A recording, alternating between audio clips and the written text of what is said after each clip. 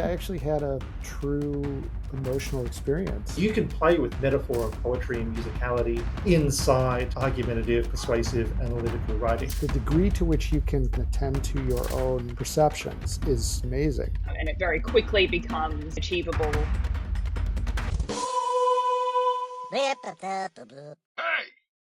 You and I were talking about poetry a couple of weeks ago, John, and I think this idea that poetry is on the wane in school. I definitely hear people saying we just don't teach it anymore. I know somebody was trying to do a research grant in the States and couldn't get it because it was basically poetry focused. And kids, any students I've met, all seem to hate poetry at the moment, which I think is a real shame because Sure. you see it looking at the games in Frankenstories when people do play poetry games. Kids are a lot more playful with language and they'll often be a lot more emotional too. So, so I thought today let's do a poetry game, and it's a playing with language game. Really, it's just focusing on listening carefully to sounds and then trying to write something that sort of evokes that sound. All right, let's go. So you got to listen.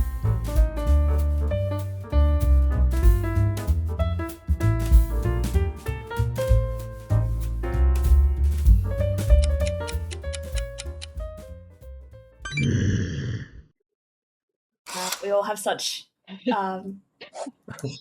mechanical and like, not a lot of you nature. can tell we all live in cities. Yeah.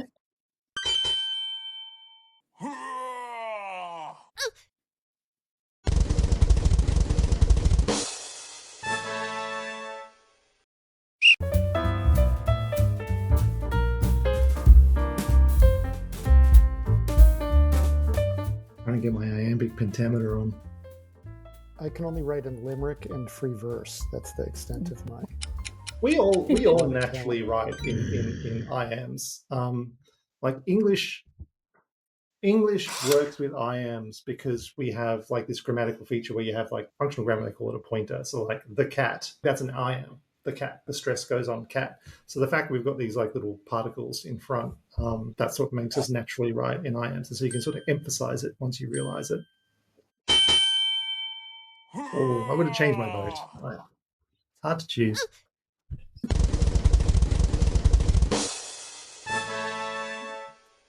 Nice. Ooh. Could you hear them Done. while? Oh God, they go absolutely nuts.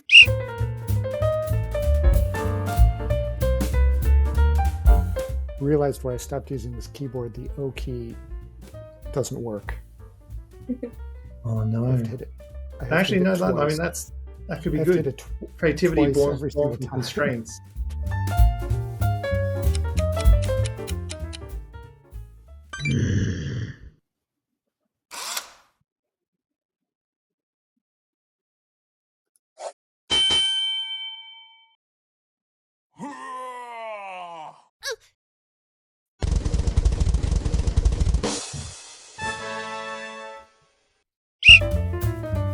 I really got to listen.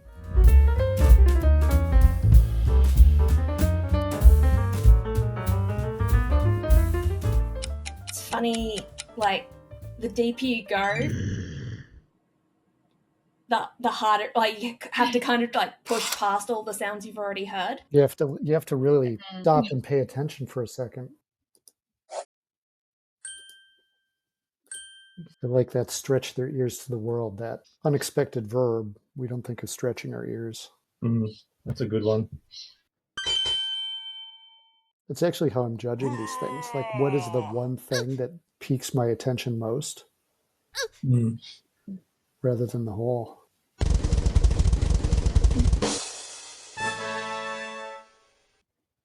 I think like that one there, I don't know, they're all good in their own way. That was like a nice little prose haiku. Last round.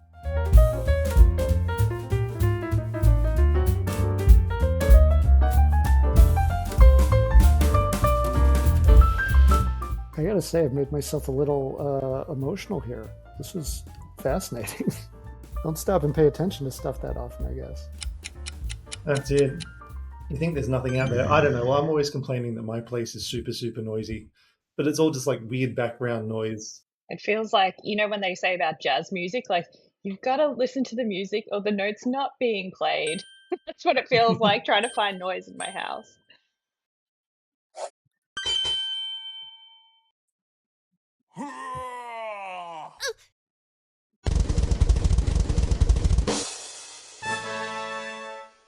Another John classic.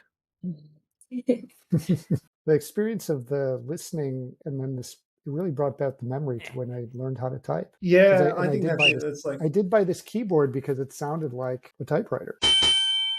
scorecard might be on for this group. I have no idea how it's going to react to our poetry. Yeah. Well, he liked it. He loved it. Give it to me, Frankie. Oh, yeah. Nice. That's pretty solid. Hey, yeah, look, there you go. I reckon that's pretty accurate, I reckon. Pairing mine and John's. It's good. It's good that John got more points for material. But it's not really comparing, is it? No, but it's so. For instance, the reason why your scores and my scores should ideally be different is you simply wrote more stuff in your responses than I did. So that's why you would get more points for material. But we're all writing short amounts because this is poetry. So like one of the things that like you got to watch out for with the scorecard is that it doesn't really have a universal frame of reference. It just kind of like looks at this thing in isolation and compares it to a kind of a standard rubric. So my concern would be it would underscore something like this because it's just generally shorter and less words to work with. And in poetry, more is not necessarily virtue. Yeah, that's right. And that's what you want to be preserved. So I think, I don't know what's like for other people. I might just quickly pop in. Yeah, there you go. Like that's really like that's pretty much what I think you would expect to see. And like the material thing is kind of like a line ball call, because some of us are just writing one line versus a couple of lines. Yeah, but how did people feel about it? What were your impressions of the game? I thought it was awesome. I mean, I actually had a true emotional experience. Not only grounding myself in the moment, sitting in this office that I spend God knows how many hours a day in, feeling like the noises I experience in the space are distractions, right? Like when the dogs go nuts at the UPS man, it's like, shut up, I'm trying to work here.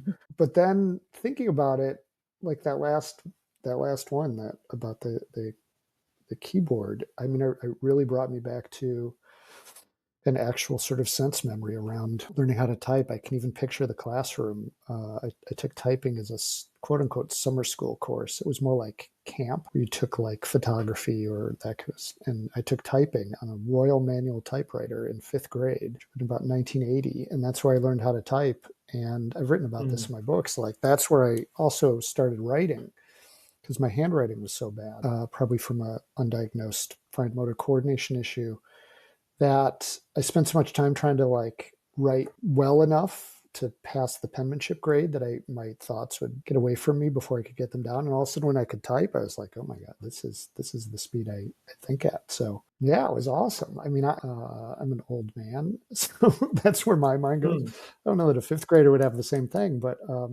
even just paying attention to what's around you is something we don't do all that often. Yeah, it's an interesting, you could recategorize this whole thing as just sensory description because this is based on Kenneth Koch's book.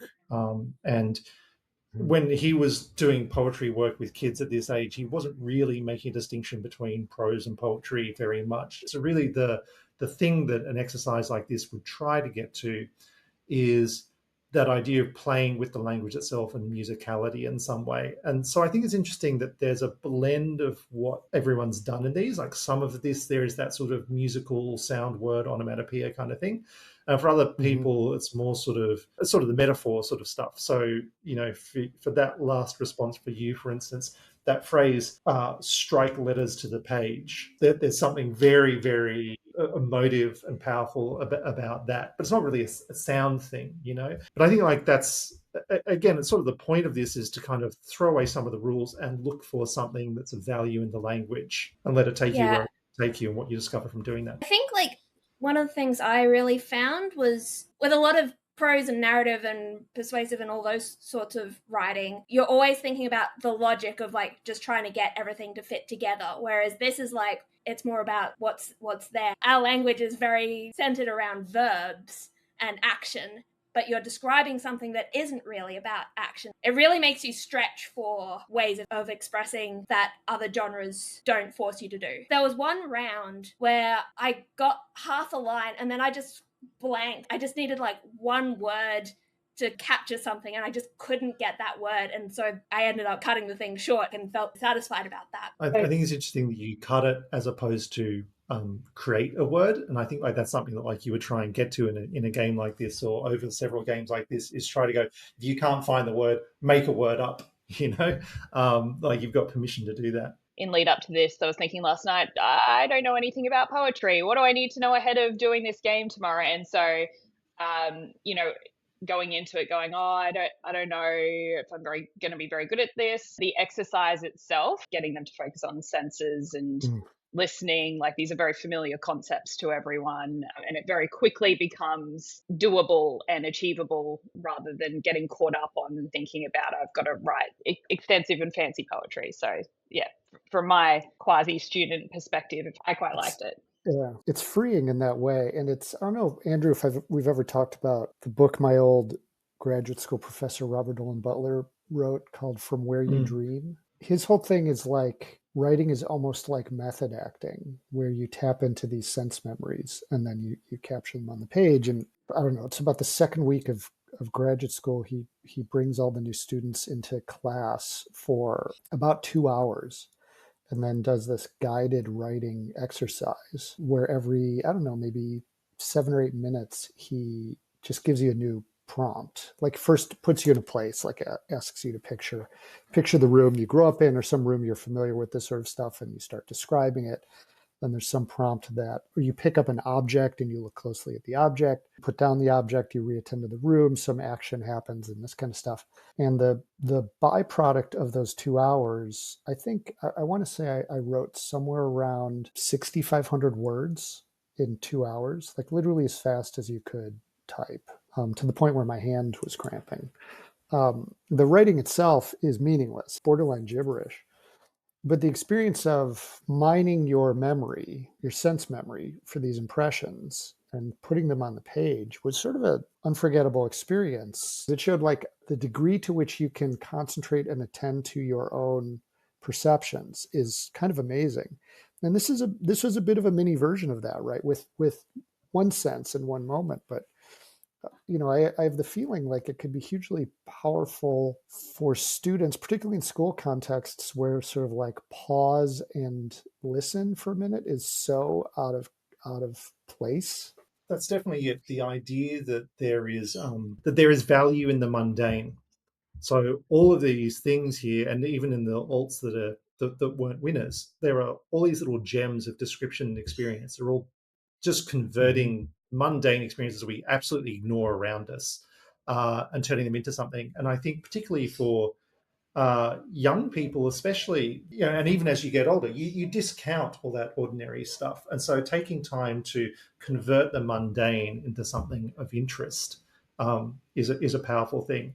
And I think maybe just one last point I want to pick up on goes back to what Kat was saying about when you're doing, say, argument, persuasion, analysis, anything like that, if you're feeling the weight of constructing a logic. Something I've really noticed, teaching last year when we were doing analytical writing, was just how important it is when you're doing, say, literary analysis, to vividly describe the evidence that you're presenting. I think it's something that's very much discounted in the way that we teach analytical writing. Say the emphasis is on just assemble the evidence and structure the evidence and connect everything with sort of proper cohesive devices and make your reasoning very explicit.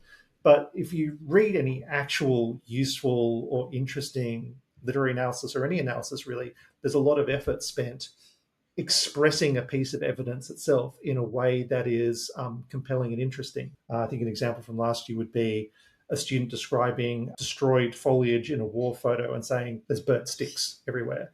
And it's like you can take that one detail, like that little piece of evidence, and expand on it. So it's not just there's burnt sticks. The landscape is ruined. These burnt trees look like blackened finger bones or blackened rib cages. You can play with metaphor and poetry and musicality inside argumentative, persuasive, analytical writing. And I think experiences like this help tune that willingness to be playful with language and willingness to perceive things in an interesting and detailed way, whether that's perceiving things outside your own window or whether that's perceiving things in a photograph or an advertisement or a book or whatever else it is that you're attending to. We would say like vivid, and sometimes vivid is sight, right? But sometimes we'll describe writing as vivid, which is actually appealing to different senses other than sight. You know, it's vivid probably in the same root as like vivify, like alive, right? And discovering that means paying attention, like looking and looking again. And that's a skill in of itself, right? And again, one that school often doesn't care about because of the way we, you know, the values we bring when we assess student writing. Like, are these examples, are they valid? Good enough, right? But it's another level. And I do think, you know, the other thing, I've been really obsessed with this lately, the engagement part of this, asking students to do better, like make that more interesting and giving them tools to do it, not just for the reader, but for themselves, I think is kind of a nice gateway to engagement with writing. It's now raining here, so I wish this noise had been here about 10 minutes ago. Yeah. You want good noises. Yeah. Air conditioners and funny traffic. because in psychology, you do this exercise quite a bit. It's meant to be like you listen to things and you try not to judge the things that you hear. It's just pure grounding yourself in the here and now.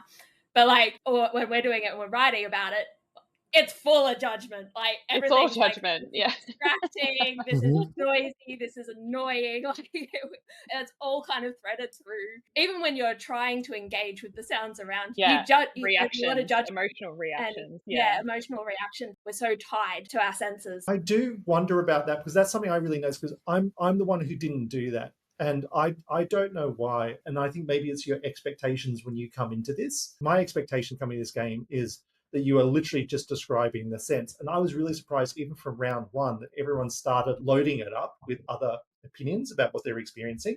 So I don't know whether younger students would do that, whether it's something we learn. I don't know what's going on. It feels like there's more to the story there than just we automatically do it. I wonder if we feel like we have to do it in this context. You know, I'm doing poetry now, therefore I've got to have an opinion on the thing that I've described as opposed to just letting it be. When I'm doing it from a psychology perspective, I feel like it's effortful to not. If I'm sitting at the train station, I'm trying to listen to the trains coming in and trying not to be like, oh God, this is awful.